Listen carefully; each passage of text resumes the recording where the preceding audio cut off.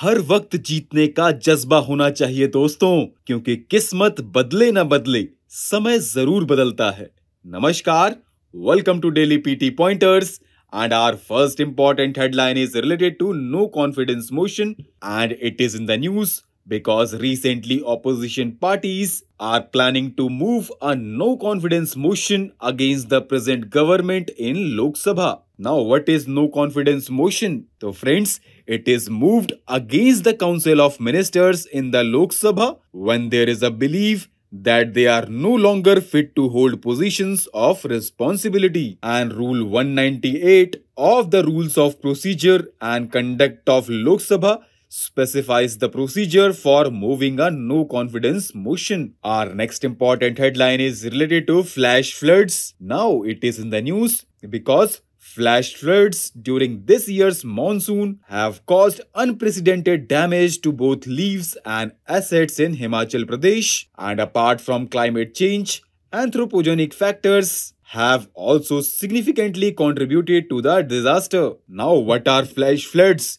So friends, it is caused by heavy or excessive rainfall in a short period of time, generally less than 6 hours. Our next important headline is related to full reserve banking, which is also known as 100% reserve banking, and it refers to a system of banking where banks are not allowed to lend out money that they receive from customers in the form of demand deposits. Under this system, banks can only lend money that they receive as time deposits from their customers. Now, what are demand deposits? So friends, they are deposits that customers can withdraw from the bank at any point in time without any prior notice.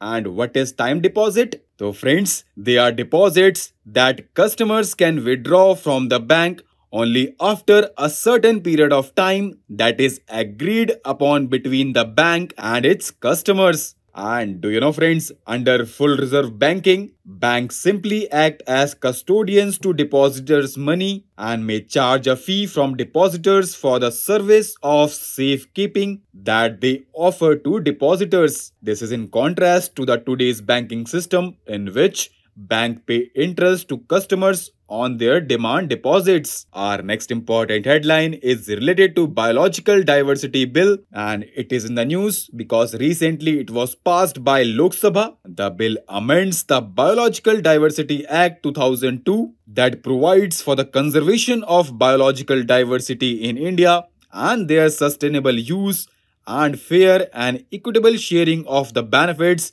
that arise from using biodiversity. The bill sought to exempt registered Ayush medical practitioners and people accessing codified traditional knowledge, among others, from giving prior intimation to state biodiversity boards to access biological resources for certain purposes. The bill aims to promote ease of doing business in the biodiversity sector and decriminalizes all offences under the conservation law. Our next important headline is related to World Economic Outlook report, which is recently released by International Monetary Fund, and according to it, global growth is projected to fall from an estimated 3.5% in 2022 to 3% in both 2023 and 2024.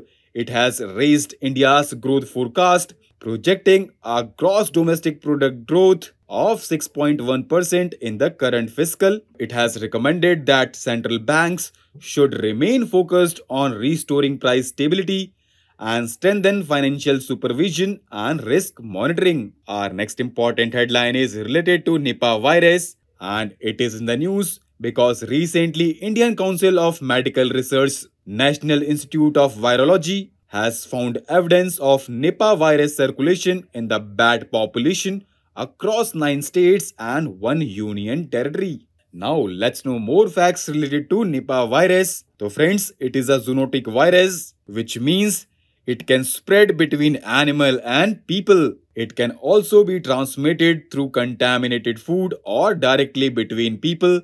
It was first recognized in 1999 during an outbreak among pig farmers in Malaysia. Fruit bats, also called flying foxes, are the animal reservoir for Nipah virus in nature. Now recently Lok Sabha passed Multi-State Cooperative Societies Bill 2022. It seeks to amend Multi-State Cooperative Societies Act 2002 and it aims to strengthen governance, enhance transparency, increase accountability and reform electoral processes in the multi-state cooperative societies. Our next important headline is related to Pradhan Mantri Suraksha Bima Yojana and it is in the news because recently more than 1 lakh claims have been paid under Pradhan Mantri Suraksha Bima Yojana. Now let's know more facts related to Pradhan Mantri Suraksha Bima Yojana.